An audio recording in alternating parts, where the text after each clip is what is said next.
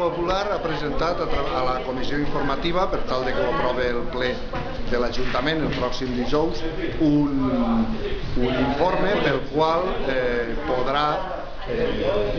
derogar l'acord de ple que tenim des del febrer d'enguany, que obligava a totes les unitats d'actuació del Pla General a incorporar el 30% de vivenda de protecció oficial. Creiem que en la situació de dèficit de vivenda que té Benicarló això és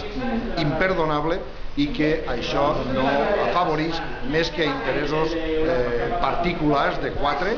i no als interessos generals dels benicarlandos i benicarlandes. De fet, en esta unitat d'actuació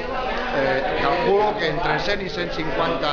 benicarlandos se quedaran sense una vivenda de protecció oficial en favor dels beneficis dels promotors de la unitat d'actuació.